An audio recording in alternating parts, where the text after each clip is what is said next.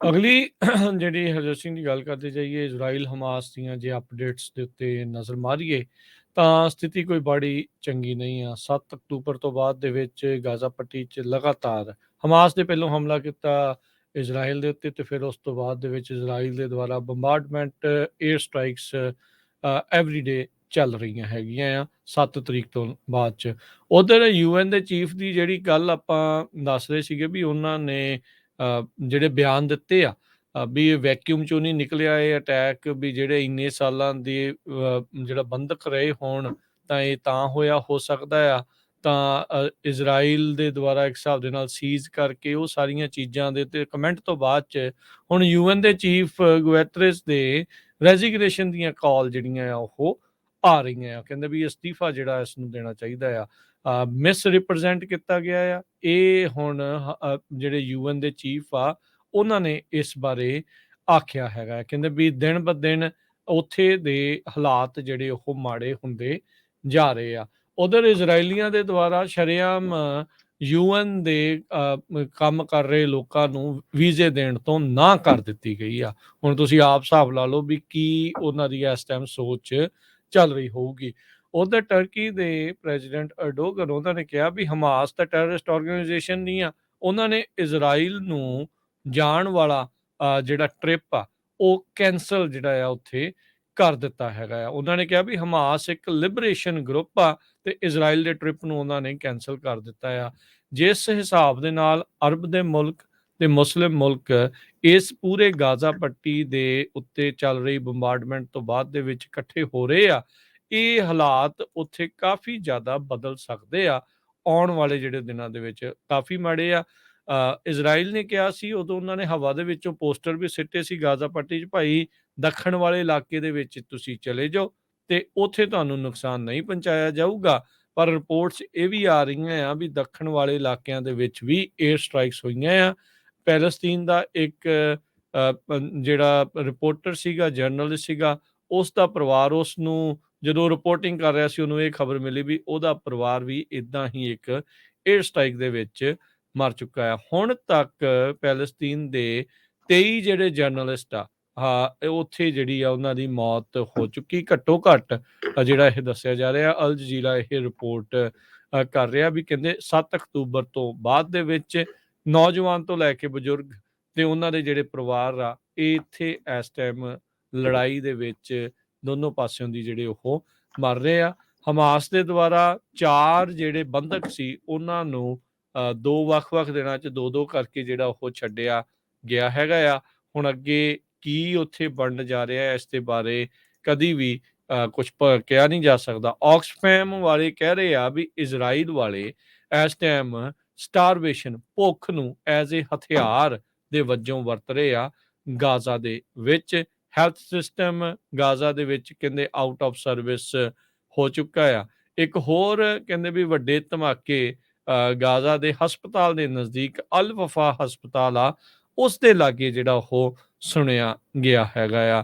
New York Times ਨੇ ਯਾਦ ਹੋਣਾ ਜਿਹੜਾ ਹਰਜੋਤ ਸਿੰਘ ਜੀ, ਜਿਹੜਾ ਕੁਝ ਦਿਨ ਪਹਿਲਾਂ ਅਟੈਕ ਕੋਈ ਇਜ਼ਰਾਈਲੀ ਕਹਿੰਦੇ ਸੀ ਵੀ ਰਾਕਟ ਆ, ਪੈਲਸਤੀਨੀ ਕਹਿੰਦੇ ਸੀ ਕਿ ਵੀ ਇਜ਼ਰਾਈਲ ਦੀ ਏਅਰ ਸਟ੍ਰਾਈਕ ਆ। ਨਿਊਯਾਰਕ ਟਾਈਮਜ਼ ਨੇ ਉਸ ਦੇ ਉੱਤੇ ਰਿਪੋਰਟ ਕਰਦੇ ਹੋਏ ਕਿਹਾ ਆ, ਕਹਿੰਦੇ ਵੀ ਟ੍ਰੈਜੈਕਟਰੀ ਤੋਂ ਤਾਂ ਭਾਈ ਇੱਦਾਂ ਹੀ ਲੱਗ ਰਿਹਾ ਆ ਵੀ ਇਹ ਹਮਾਸ ਦਾ ਰਾਕਟ ਨਹੀਂ ਹੋ ਸਕਦਾ, ਵੀ ਇਹ ਹੋ ਸਕਦਾ ਵੀ ਇਜ਼ਰਾਈਲ ਵੱਲੋਂ ਹੀ ਇਸ ਨੇ ਜਿਹੜੀ ਉਡਾਨ ਭਰੀ ਆ ਤੇ ਉਹ ਉੱਥੇ ਹਸਪਤਾਲ ਦੇ ਉੱਤੇ ਡਿੱਗਾ ਜਿਹਦੇ ਵਿੱਚ 500 ਜਾਣਾ ਜਿਹੜਾ ਉਹ ਮਾਰਿਆ ਗਿਆ ਸੀਗਾ। ਯੂਐਨ ਦਾ ਇੱਕ ਸਕੂਲ ਰਾਫਾ ਦੇ ਵਿੱਚ ਜਿੱਥੇ 4600 ਬੰਦਿਆਂ ਨੂੰ ਸ਼ੈਲਟਰ ਕੀਤਾ ਗਿਆ ਸੀਗਾ, ਉਸ ਦੇ ਨਜ਼ਦੀਕ ਇੱਕ ਧਮਾਕੇ ਦੇ ਕਰਕੇ, ਏਅਰ ਸਟ੍ਰਾਈਕ ਦੇ ਕਰਕੇ ਉਸ ਨੂੰ ਵੀ ਨੁਕਸਾਨ ਜਿਹੜਾ ਉਹ ਪਹੁੰਚਿਆ ਆ। ਦੱਸਿਆ ਜਾ ਰਿਹਾ ਵੀ 5000 ਦੇ ਤਕਰੀਬਨ ਲੋਕ ਹੁਣ ਤੱਕ ਉੱਥੇ ਗਾਜ਼ਾ ਪੱਟੀ ਦੇ ਵਿੱਚ ਮਰ ਚੁੱਕੇ ਆ ਤੇ ਕੋਈ ਵੀ ਇਸ ਟਾਈਮ ਨਜ਼ਰ ਨਹੀਂ ਆ ਰਿਹਾ ਦੂਰ ਜਾਂ ਨਜ਼ਦੀਕ ਵੀ ਇਹ ਜਿਹੜੀ ਬੰਬਾਰਡਮੈਂਟ ਆ ਉਹ ਰੁਕੂਗੀ। ਉਧਰ ਯੂਐਸ ਦੇ ਮਿਲਟਰੀ ਐਡਵਾਈਜ਼ਰਸ ਨੇ ਇਜ਼ਰਾਈਲ ਨੂੰ ਇਹ ਸਲਾਹ ਦਿੱਤੀ ਆ ਵੀ ਭਾਈ ਤੁਸੀਂ ਆਲ ਆਊਟ ਗਰਾਊਂਡ ਅਸੌਲਟ ਵੱਲ ਨੂੰ ਜਿਹੜਾ ਆ ਉਹ ਨਾ ਜਾਇਓ, ਉਹ ਅਵੋਇਡ ਕਰਿਓ। ਕਹਿੰਦੇ ਇਰਾਕ ਦੇ ਵਿੱਚ ਅਸੀਂ ਵੀ ਇਹ ਔਖੇ ਹੀ ਲੈਸਨ ਜਿਹੜੇ ਸਿੱਖੇ ਸੀਗੇ। ਇਜ਼ਰਾਈਲ ਡਿਫੈਂਸ ਫੋਰਸਿਸ ਦਾ ਪੂਰਾ ਸਾਥ ਦੇ ਰਹੀ ਆ ਯੂਐਸ। ਇੱਥੇ ਕਿਸੇ ਨੂੰ ਇੰਨੀ ਜ਼ਿਆਦਾ ਹੈਰਾਨ ਵੀ ਹੋਣ ਦੀ ਲੋੜ ਨਹੀਂ ਕਿਉਂਕਿ ਵੈਸਟ ਦਾ ਇਜ਼ਰਾਈਲ ਪਹਿਲਾਂ ਤੋਂ ਹੀ ਨਜ਼ਦੀਕੀ ਜਿਹੜਾ ਉਹ ਰਿਹਾ ਆ, ਤੇ ਉਹ ਹਰ ਹਾਲਤ ਵਿੱਚ ਇਜ਼ਰਾਈਲ ਦਾ ਜਿਹੜੀ ਉਹ ਸਪੋਰਟ ਕਰੂਗੀ। ਇਹ ਤਾਂ ਹੁਣ ਆਮ ਲੋਕਾਂ ਨੂੰ, ਬਾਕੀਆਂ ਨੂੰ ਦੇਖਣਾ ਪੈਣਾ ਆ ਵੀ ਜੋ ਇਸ ਟਾਈਮ ਉੱਥੇ ਆਮ ਲੋਕਾਂ ਦੇ ਨਾਲ ਹੋ ਰਿਹਾ ਆ, ਜੋ ਵਰਤਾਰਾ ਵਰਤ ਰਿਹਾ ਆ, ਉਸ ਦੇ ਉੱਤੇ ਤੁਸੀਂ ਕੀ ਸਟੈਂਡ ਲੈਂਦੇ ਆ? ਜੀ ਬਿਲਕੁਲ, ਜੋ ਯੂਐਨਓ ਦੇ ਹੈਡ ਹੈਗੇ ਆ ਗੁਟਰੇਜ਼, ਉਹਨਾਂ ਨੇ ਇਹ ਕਿਹਾ ਆ ਵੀ ਮੈਂ ਆਪਣੀ ਜੋ ਸਟੇਟਮੈਂਟ ਦਿੱਤੀ ਸੀ ਉਹਦੇ ਉੱਤੇ ਪੂਰੀ ਤਰ੍ਹਾਂ ਹਜੇ ਵੀ ਖੜਾ ਹੈਗਾ ਆ, ਮੈਂ ਬੈਕ ਆਊਟ ਨਹੀਂ ਕਰ ਰਿਹਾ। ਕਹਿੰਦੇ ਵੀ ਜੋ ਹਿਸਟੋਰੀਕਲ ਟਰੀਟਮੈਂਟ ਪੈਲਸਤੀਨੀਅਨ ਦੀ ਹੋ ਰਹੀ ਆ ਬਹੁਤ ਲੰਮੇ ਸਮੇਂ ਤੋਂ, ਉਸ ਬਾਰੇ ਹੀ ਮੈਂ ਦੱਸਿਆ ਹੈਗਾ ਆ।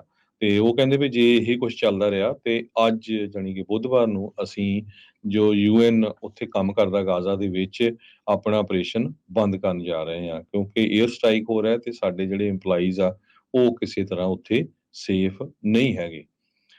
ਤੇ ਯੂਐਨ ਦੇ secretary of state Tony Blinken ਹੋਣਾ ਨੇ ਇਹ ਕਿਹਾ ਆ ਵੀ ਹਿਊਮਨਟੇਰੀਅਨ ਪੌਜ਼ਸ ਮਸਟ ਬੀ ਕੰਸੀਡਰਡ। ਤੇ ਨੈਸ਼ਨਲ ਸਿਕਿਉਰਿਟੀ ਕੌਂਸਲ ਦੇ ਸਪੋਕਸਮੈਨ ਜੌਨ ਕਰਬੀ ਹੋਣਾ ਨੇ ਵੀ ਇਹ ਕਿਹਾ ਵੀ ਸੀਜ਼ ਫਾਇਰ ਹੋਣੀ ਚਾਹੀਦੀ ਆ ਥੋੜੇ ਸਮੇਂ ਦੇ ਲਈ। ਦੂਸਰੇ ਪਾਸੇ ਆਪਣੇ secretary of state Tony Blinken ਹੋਣਾ ਨੇ ਈਰਾਨ ਵਾਲਿਆਂ ਨੂੰ ਵਾਰਨਿੰਗ ਦਿੱਤੀ ਆ ਵੀ ਯੂਐਸ ਬਹੁਤ ਬੁਰੇ ਤਰੀਕੇ ਦੇ ਨਾਲ ਜਿਹੜਾ ਰਿਸਪੌਂਸ ਕਰੂਗਾ ਜੇ ਈਰਾਨ ਵਾਲਿਆਂ ਨੇ ਇਜ਼ਰਾਈਲ ਤੇ ਹਮਾਸ ਦੀ ਜੋ ਜੰਗ ਚੱਲ ਰਹੀ ਆ ਉਹਦੇ ਵਿੱਚ ਐਂਟਰ ਕਰਨ ਦੀ ਕੋਸ਼ਿਸ਼ ਕੀਤੀ। ਸੋ ਇਹ ਉਹਨਾਂ ਨੇ ਜਿਹੜੀ ਆ ਈਰਾਨ ਨੂੰ ਵੀ ਧਮਕੀ ਦਿੱਤੀ ਹੈਗੀ ਆ।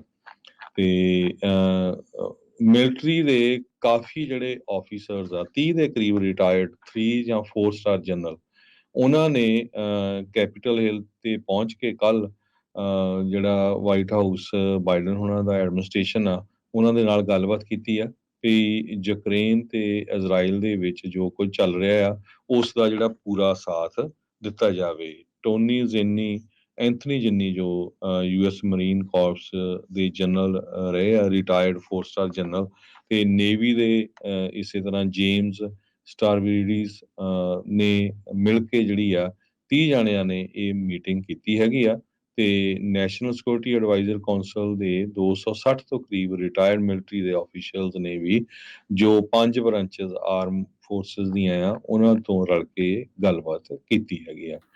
ਪ੍ਰੈਜ਼ੀਡੈਂਟ ਜੋ ਬਾਈਡਨ ਉਹਨਾਂ ਨੇ ਆਲਰੇਡੀ $106 ਬਿਲੀਅਨ ਕਾਂਗਰਸ ਤੋਂ ਰਿਕੁਐਸਟ ਕੀਤਾ ਹੈਗਾ ਤਾਂ ਕਿ ਇਜ਼ਰਾਈਲ ਤੇ ਯੂਕਰੇਨ ਦੀ ਦਾ ਇੰਡੋ ਪੈਸੀਫਿਕ ਤੇ ਸਟਰੈਂਥ ਯੂਐਸ ਬਾਰਡਰ ਸਿਕਿਉਰਿਟੀ ਦੇ ਲਈ ਪੈਸੇ ਮਿਲ ਜਾਣ, ਪਰ ਉਧਰ ਜਿਹੜਾ ਸਾਡੇ ਨਵੇਂ ਸੈਕਟਰੀ ਨਹੀਂ ਚੋਣ ਹੋ ਰਿਹਾ, ਇਸ ਕਰਕੇ ਜੋ ਫੰਡਿੰਗ ਆ ਉਹ ਵੀ ਰੁਕੀ ਹੋਈ ਹੈਗੀ ਆ, ਉਹਦੇ ਤੇ ਕਿਸੇ ਤਰ੍ਹਾਂ ਦੀ ਜਿਹੜੀ ਬਹਿਸ ਆ ਉਹ ਨਹੀਂ ਹੋ ਸਕਦੀ।